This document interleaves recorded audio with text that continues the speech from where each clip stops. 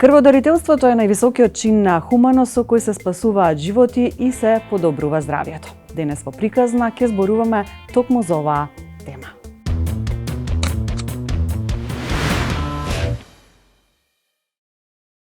Крводарувањето е чин на хуманост и емпатија. Во ова издание на нашата емисија имаме инспиративна приказна на млада личност која рекорден број пати за своите години има дарувано крв. Ангела ќе ни ја раскаже својата приказна во оваа емисија. 27-годишната Ангела Трпковска по професија е лаборант во Институтот по трансфузиона медицина. Крводарител е од средношколските години како ученичка во медицинското училиште.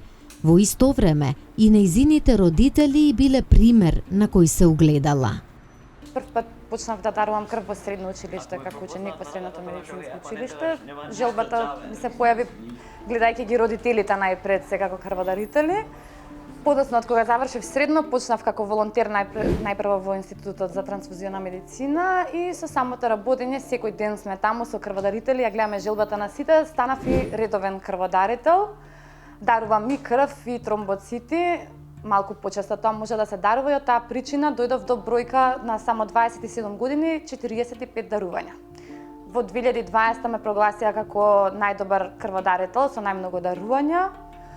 Да се биде дарител е привилегија, бидејќи тоа го можат само здравите луѓе, штом даруваме, значи ние сме здрави и помагаме на некого да може да оздраве. Во 2020 година наградена е за млад крводарител. Според неа, дарувањето крв е привилегија на здрав човек.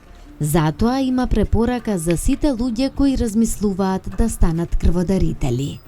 Па со самото тоа што кога ќе им кажат дека они помагаат на некого, треба да се мотивираат, да дојдат, ќе видат не е ништо страшно, процедурата трае кратко, а после тоа се чувствуваат премногу убаво од причина што помагаат на некого. Разговорот го завршивме пожелувајќи и здравје и да спаси уште многу животи во својата благородна мисија. Крводарител може да биде личност која е на возраст од 18 до 65 години. Треба да биде здрава и да има над 50 килограми. Еве што велат податоците кои што ги истраживме.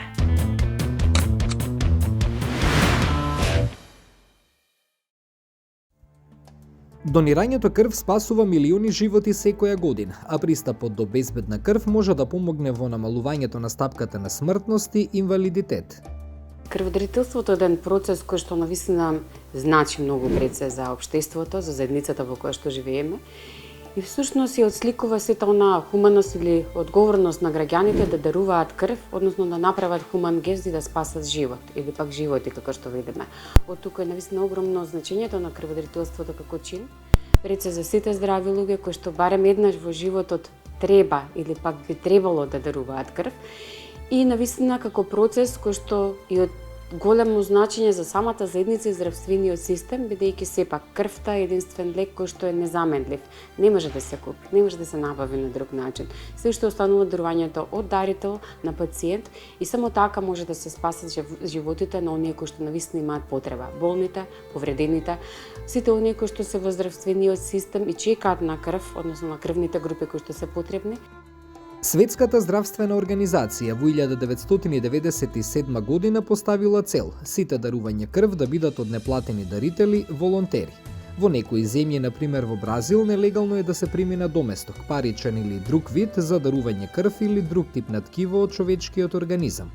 Според сите законски и етички прописи, крвта се дарува и не се продава, ниту пак може да се купи, барем на европска територија. Затоа дарувањето крв се смета дека е доброволно и без финансиска надомест.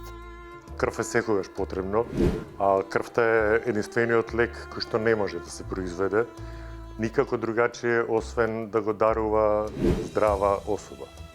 Се проценува дека 80% од светската популација има пристап до само 20% од глобалното снабдување со безбедна крв.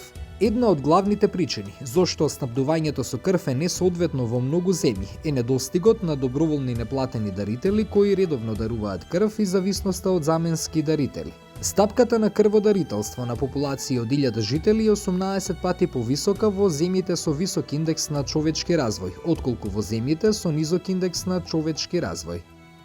Крводарител е да се биде и бенефиција, односно еден бенефит за здравите луѓе. Затоа многу често велиме не се тие пациенти, тие се дарители, здрави луѓе кои што навистина може да даруваат крв. Пред се големи хуманисти, алтруисти, солидарни кон оние кои што имаат потреба од крв.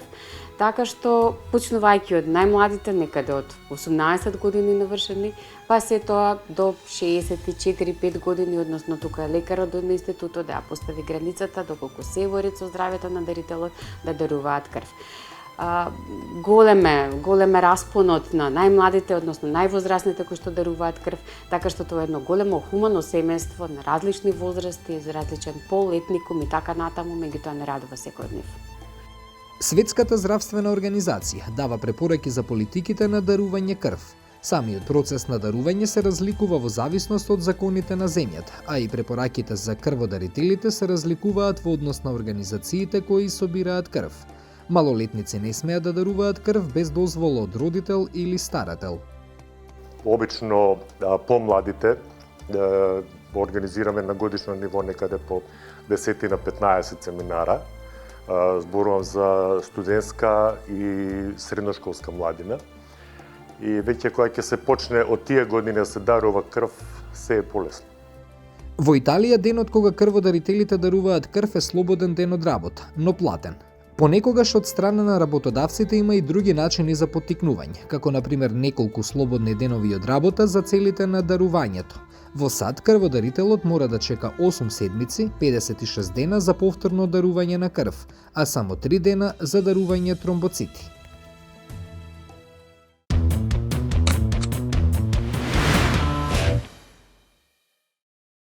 Кој може да биде крводарител? Значи, крводарител може да биде секој еден кој што најпрво се чувствува здрав, нема здравствени проблеми и кој што сака да пристапи да биде хуман. Каква е процедурата за дарување на крв? Дали претходно се прави преглед, дали претходно се испитува нешто? Да, значи секој кој што би сакал да пристапи да стане крводарител, најпрво подлежи на тој медицински преглед кој што секако е за секој ист. Начелно се прво проверува нивото на хемоглобинот кој што ги има еден човек, кој што границата за женски и за машки индивидуи е различна. Над 125 треба да се за жени и над 135 за мажи. Тоа е првиот дел од прегледот. Потоа следи кон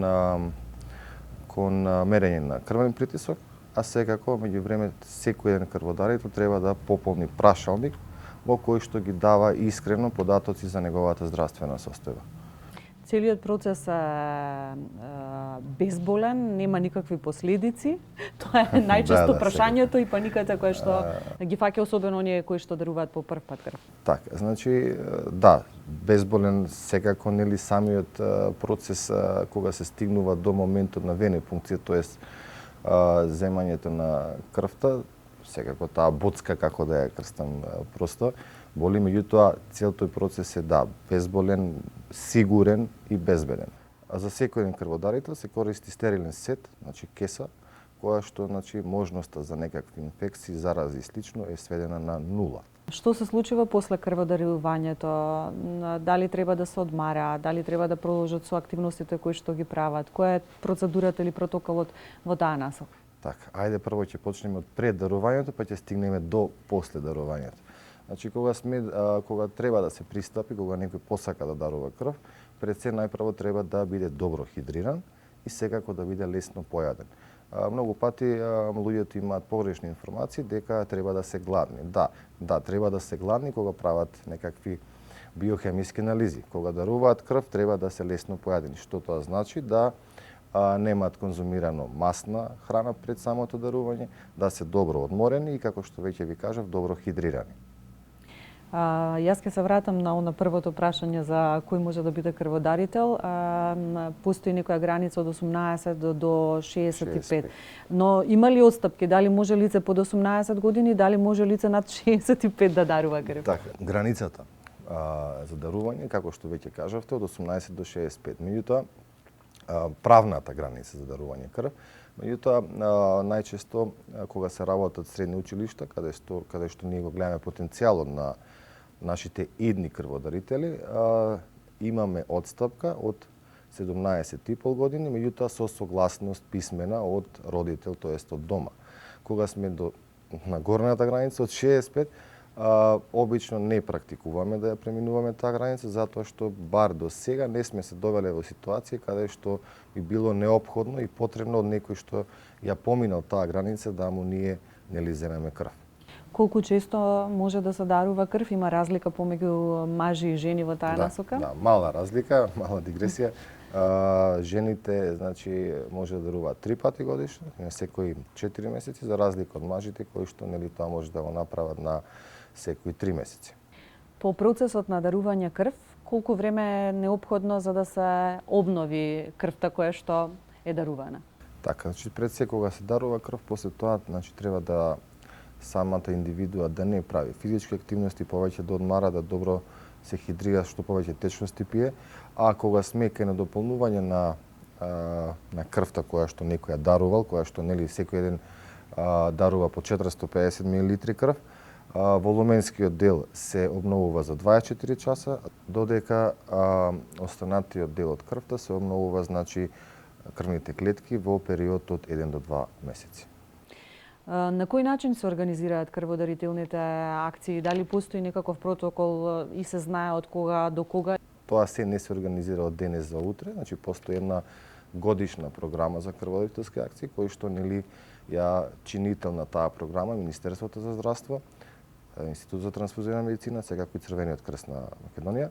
Таа програма не е фиксна, значи може да биде променлива. Генерално во неја се сите акции кои што се планирани за таа една тековна година, меѓутоа таа подлежи исто на промени врз основ на залихите на крв кои што нели ги има. Кои се придобивките од крводарувањето? Пред себе почнал тој хуман аспект. Значи секој крводарител подлежи, како што веќе кажавме, на тој медицински преглед. Значи подлежи на преглед каде што он ќе добие податоци дали неговата здравствена состојба е во ред. Тоа е едно. Друго, значи крводарувањето е привилегија на здравите луѓе. Што значи тоа дека не секој може да биде крводарител. Секој еден крводарител треба да е горд на себе доколку се вклучи во тоа наше крводарителско семејство. И освен овие придобивки од хуман здравствен аспект, кај нас во Македонија, значи секој кој што дарува повеќе од 10 пати има таква привилегија, тоест придобивка како што ја нарековте, да се ослободува од партиципација во јавни здравствени установи. Значи секој еден кој што ќе ги достигне тие 10 дарувања, после тоа значи било какви, да речам, испитувања, прегледи, магнет, болничко лекување до 30 дена, значи не плаќа ништо. Во поглед на оваа процедура би сакала да напоменам, например, Италија исто има интересен протокол. Им дава можност да добијат денови од работа. И кај нас имаме во законот. И честопати се случува и тоа да е причината, иако факт е дека најчесто хуманоста е она поради кое што многумина се одлучуваат да даруваат крв. Така, очекував дека ќе го напоменете и ова, затоа што по закон, значи секој кој што дарува крв треба да добие значи 2 слободни последователни денови. Меѓутоа од мое долгогодишно искуство има и доста приватни организации и фирми кои што тоа право не им го даваат на самите вработени, зашто како не би навлегувал во тоа, меѓутоа секој кој што дарува крв добива потврда за ослободување од работа, која што нели потврда е со денот на дарување на крв. Кога се одбиваат лицата кои што сакаат да даруваат крв, да даруваат? Рековте дека се проверува здравствената состојба. Кои се најчестите проблематични ситуации поради кои што... Ајде, вака би кажал, постои тој прашалник кој што веќе ви го напоменав, во каде што треба да секој сам за себе си каже дали има некаков здравствен проблем тековно или па, да речем, долгорочно. Кога сме ке причините за одбивање, има една цела листа на причини, меѓутоа најчесто, да не навлегуваме сега премногу длабоко, најчесто знае да е хипотензија, хипертензија, ниско ниво на хемоглобин, потоа малигни заболувања не смеат, воопшто кардиоваскуларни заболувања кои што се, да речем, третирани со стент и слично. Така да, генерално, најчесто се при мерење на крвниот притисок и проверка на хемоглобинот. А ги има доста други, да речем, кои што се на листата за одбивање на крводарители. Би сакала малку да чепнем и статистика. Кое лице во Македонија има најмногу дарувања, во смисла колку дарувања до сега се максимално постигнати? Така, значи статистиките се променливи, меѓутоа морам да кажам дека да, има повеќе личности кои што остварили над 150 дарувања, што е возможно. Знам дека таа бројка изгледа некако недостижна или нереална, меѓутоа да, има неколку луѓе кои што имаат остварено таква голема бројка и стварно тоа е чест да се има такви дарители во нашата држава. И мажи и жени? Не. Ајде вака, повторно една разлика меѓу машкиот и женскиот пол во нашата и општо, дали и во Македонија и на светско ниво, значи машките сме похумани, позастапени во крводарувањето. Ако видиме кај нас, приближно би кажал дека процентуално 80 до 85% се машки кои што даруваат крв, за разлика нели од вас, жените. Освен дарување на крв, постојат и други видови на дарување кои што се реализираат исто на Институтот за трансфузиологија. Така, значи кога зборувавме за годишниот план, тој се однесуваше само конкретно за дарување на полна крв. Да, постои дарување на тромбоцити, кое што нели се одвива само во нашиот институт, значи не на терен, затоа што тоа е една постапка која што трае околу час и половина. Не секој може да дарува, затоа што треба да се проверат како се самите вени на една индивидуа и слично, се прават и посебни тестови. Кога сме кај дарувањето на тромбоцити, не секој може, меѓутоа ние имаме се акцент да го зголемиме тој тип на дарување на крв, тоест дарување на тромбоцити, кое што нели се одвива на еден апарат кој што се вика тромофереза, и како што ви кажав, значи за таа постапка потребно е нели претходни испитувања на самата индивидуа која што ќе се одлучи за тој дел, и секако ние сакаме тој дел на крводарување да го зголемиме, и тоа ние да речам посебен акцент во последно време, затоа што побарувањата на тромбоцити, особено на клиниките за онкологија и хематологија се зголемени. И малку процедурата е различна од колку кај крводарувањето. Да, значи самата постапка, значи на дарување на полна крв трае 6 до 7 минути, само делот да кажам на одземање на крвта, за разлика од дарувањето на тромбоцити каде што трае околу 60 до 70 минути. Би сакала да заокружиме со моментот за мотивација за крводарувањето. Дали, например, младите доаѓаат како резултат на тоа што во нивното семејство имаат крводарители или доаѓаат поради тоа што виделе некој нивен идол дека бил крводарител? Така, да, пред се, да, добар заклучок и вие сте увиделе веќе претходно дека се повикуваат на своите родители кои што биле крводарители, со тоа тој страф, како да го кажам, или неинформирано за целиот процес на крводарување, го презеле од нивните родители и пристапуваат кон крводарување. Потоа, да, ние имаме неколку и акции кои што се, ево ќе ја напоменам Тошефан, која што е една акција каде што многу млади, нови пристапуваат. Ние ја гледаме и днината во младите крводарители, во средношколците и во студентите, и верувам дека кај нив, освен, да речем, овие работи ќе проработи свеста на хуманост, и морам да го кажам и ова, не треба да дојдеме до ситуација каде што на некој наш близок ќе му биде потребна крв, за да ние се одлучиме да станеме хумани и да даруваме крв. Мажите може да даруваат крв на секои 3, а жените на секои 4 месеци. Еве што ви откриваме денес во приказна.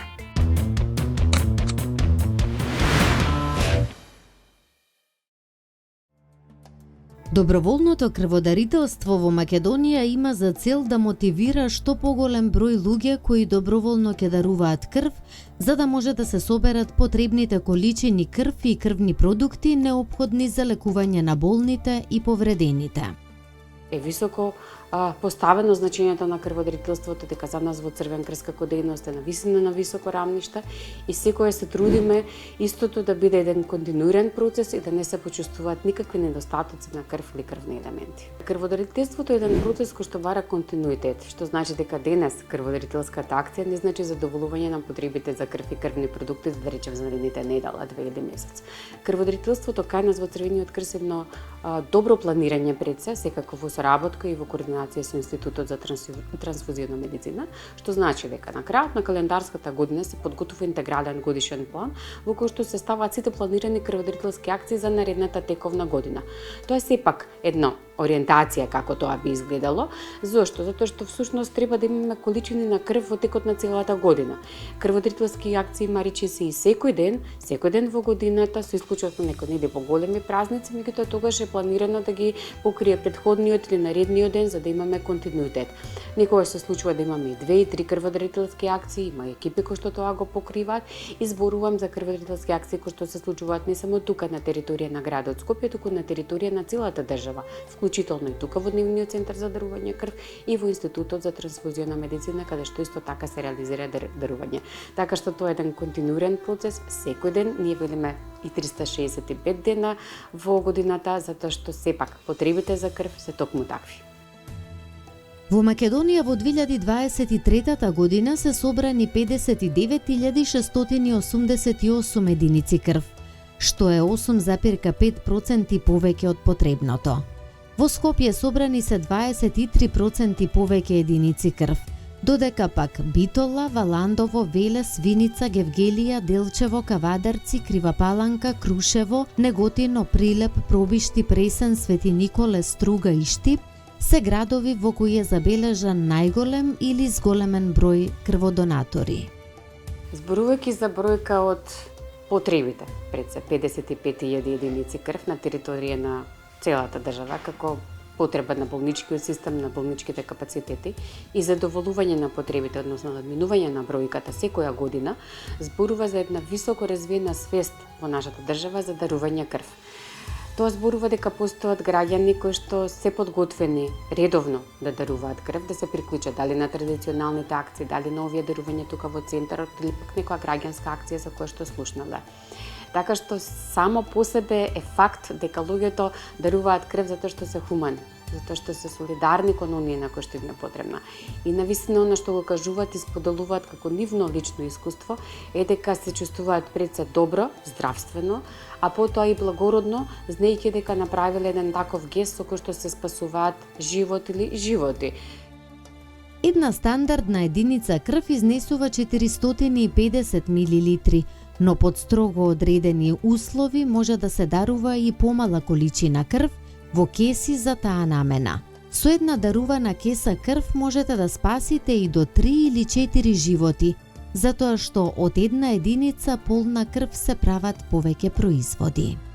Крводарувањата се евидентираат во систем кој што постои во Црвениот крст, меѓутоа и во системот на Институтот за трансфузиона медицина, каде што всушност се евидентира кога дарувал крв, кога можеби наредно дарување, бидејќи нели треба одреден период, крвната група, податоците за дарителите, така што еден прецизен и дефиниран систем во кој што се всушност и сите податоци за дарителот и неговите дарувања во евидентирани како систем. При дарувањето крв, крводарителите по препорака остануваат на местото каде што дарувале крв од 10 до 15 минути по дарувањето. Центрите за дарување крв обезбедуваат лесно освежување, со што овозможуваат дарителот да закрепне. Бидејќи често видиме дека мотивирањето на дарителите е пред чекор за дарувањето. Подеднакво важно, затоа и многу полагам и на дарителите, меѓутоа и на мотиваторите. Тоа значи дека и најмладите во училишните, во студентските средини, потоа нашите образовани, односно едуцирани мотиватори кои што ги мотивираат своите колеги, вработени пријатели во граѓанскиот сектор, во општествениот сектор, во фирми, компании. Тоа е еден процес, тоа е една убава, благородна работа каде што тие преку позитивни примери кажуваат колку е важно да се дарува крв, меѓутоа и на еден правилен и добро избран начин ги информираат останатите дека всушност се потребни одредени количини, зошто е добро да се дарува крв, кои се бенефитите од дарувањето. Крвта се состои од крвна плазма, крвни клетки, еритроцити, леукоцити, крвни плочки, тромбоцити. Секоја компонента има своја функција, но црвените крвни клетки се одговорни за дефинирање на крвната група. Присуството или отсуството на одредени антигени го одредува типот на крв. Крвната група А има само антигени А, типот Б само Б, а типот нулта ниту една. Црвените крвни клетки содржат и друг антиген наречен РХД протеин.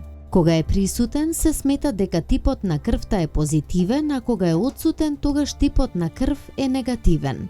Вообичаените комбинации А, Б и РХД антиген даваат 8 вообичаени вида крв.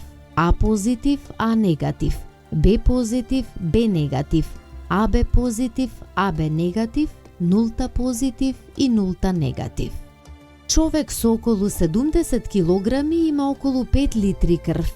Целосна крв можете да давате најмногу 4 пати годишно. Поточно временскиот интервал помеѓу две дарувања од 3 месеци е за мажи и 4 месеци за жени. За разлика од ова, за плазмаферезата може да давате 12 пати годишно. Ова е можно заради побрзата регенерација на плазмата за разлика од црвените крвни зрнца.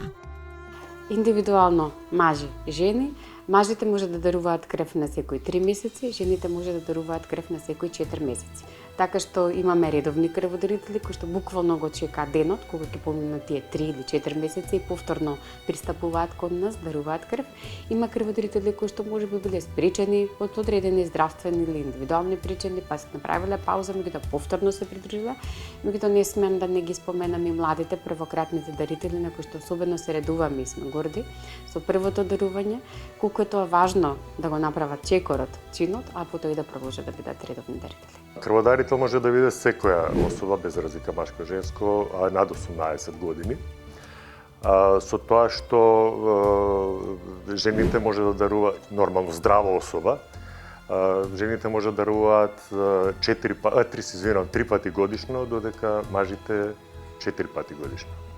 Според законот за работни односи, работникот кој доброволно дава крв има право на отсуство од работа на 2 последователни работни дена за секое дарување крв. Крводарувања се запишуваат во крводарителска книшка која е регистратор за крводарување. Согласно законот, пропишени се одредени бенефиции за дарителите во здравствениот систем, ослободување на одредени делови во делот на партиципација, на што го плаќаме со 10 дарувања, оние слободни денови кои што следуваат по дарувањето крв, значи сите оние бенефиции кои што ги препишува државата согласно насоките, согласно законските регулативи, се бенефиции кои што всушност се за секој крводарител и посебно за оние што имаат над 10 дарувања. Оваа работа не е платена, радува фактот што, примерно таа бројка што ја спомена 5000 и нешто крводарители за минатата година, има, да не претерам, сигурно 20% кои што воопшто не ја зимаат потврдата за слободни денови. Значи, не ја даруваат крвта, не ја даруваат течност од себе за тие денови, него е чисто доброволно, што рековте, неплатено, бесплатно.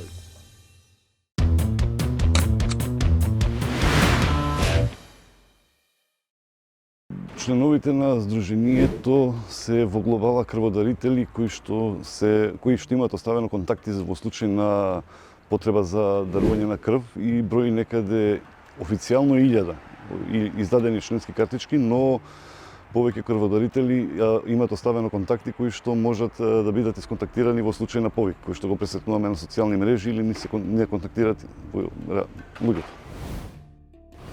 Ние во глобала не организираме крводарителни акции, бидејќи покажуваме некој однос кон институциите како тие ги третираат крводарителите. Односно, самите институции и организаторите на Црвен крст, односно организаторите на акциите, избегнуваат било каква комуникација со нас, затоа ние избегнуваме да организираме акции. Кога организираме акции, тие се организираат во војна болница, која што е служба која што не е вклучена во системот на трансфузиологија. Значи, постои Системот е формиран од 2007 со изгласување на Законот за безбедност во крв и воена болница е издвоено одделение кое што премина одвоено во приватно здравство, односно јавно здравство од 2010, така да не е дел од системот. За соработуваме тука со скоро сите наши здруженија, значи соработуваме и со Асоциацијата на крводарители на Македонија, крводарител при Дрисла, крводарител при ЈСП, и други некои неформални здруженија. Имаме меѓународна соработка која што е со, например, Херцег Нови, ДДК Херцег Нови, имаме соработка со Краљево, каде што треба, например, утре да идеме на акција.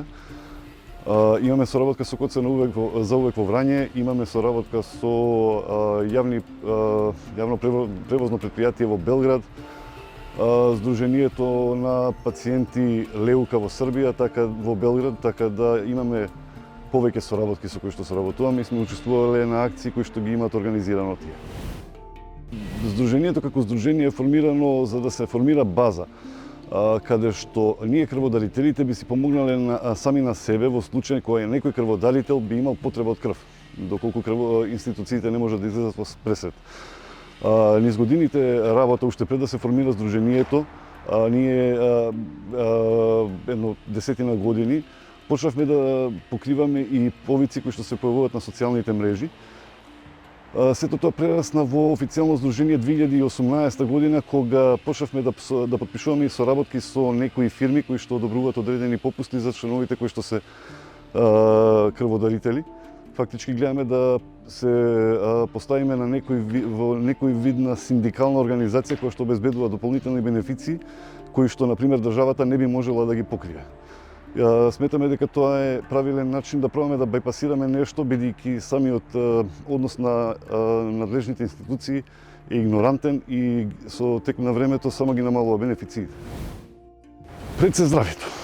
Значи, со самото тоа што даруваме крв, нашето тело побрзо се регенерира, со самото тоа регенерирање ние остануваме поздрави, односно превенираме, го поттикнуваме нашето тело да биде по-стабилно. Сега, други бенефиции, ако почнеме од самото осамостојување, кога целото здравство било бесплатно за крводарителите, сега веќе е сведено на некои основни прегледи, специјалистички прегледи, лекување во болница, но сето тоа сега веќе од минатата година е ограничено само во јавното здравство. Например, до минатата година самиот фонд на осигурување покриваше и за некои прегледи и зафати кои што беа и во приватното здравство. Така да, како што кажав, 30 и повеќе години опфатот на бенефиции кои што крводарителите ги имаат се намалува, што не е коректно, бидејќи ние сме тие кои што здравјето на другите луѓе го одржуваме на наши вени, а во моментот кога некој од нас има потреба, дури и за некој преглед, мора да чека, например, во 2014 кога е промовирана здравствената картичка и е воведен и системот Мој термин, крводарителите изгубија предноста за преглед. Така да сега и крводарител кој има некоја работа мора да чека како и сите други и да се надева дека наскоро време ќе излезе термин за тоа место каде што тој треба да направи преглед. Што не е нешто посебно, но сепак не е коректно за луѓе кои што буквално спасиле најмалце 2, 3, 5, ако не и 50, 150 животи. Бараме средба со директорот на трансфузиологија и со министерот за да можеме да усогласиме некој вид на подзаконски акти кои што би ги дефинирале и по можност вратиле дел од изгубените, ако не и сите бенефиции кои што сме ги имале порано. Затоа што се е убаво додека сме ние здрави. На база на тоа колку имаме спасено животи, би било добро државата за возврат да ни го овозможи тоа што би ни помогнало нам. 14 јуни е светски ден на крводарувањето. Се одбележува секоја година со цел да се подигне свесноста за потребата од безбедна крв, за трансфузија и нормално за придонесот на бесплатното крводарителство во рамки на националните здравствени системи. Време е за артикулација.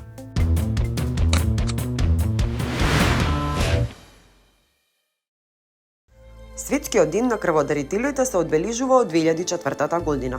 Се одбележува на 14 јуни, инаку роден ден на Карл Ландштајнер, таткото на системот на крвната група АБО. Тој развил модерен систем на класификација на крвните групи и нивна идентификација со помош на аглутининот на резус факторот, што возможило воведување на трансфузијата на крв без загрозување на животот на пациентите. Во 1909 ги класифицирал крвните групи А, Б, АБ и нулта, а во 1930 година добил Нобелова награда. Откритието на Вилијам Харви од 1628 година за циркулација на крвта е едно од најголемите медицински откритија, што довеле до развој на модерната хематологија. Набрзо следували првите обиди за трансфузија на крв, но неуспешни.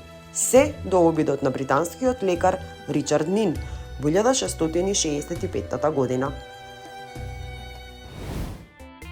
Истражувањата покажуваат дека помагањето на другите, вклучително и дарувањето крв, може да има позитивен ефект врз менталното здравје и благосостојбата, вклучувајќи помалку стрес и подобрување на расположението и самодовербата. Веруваме дека оваа приказна беше интересна. Довидување.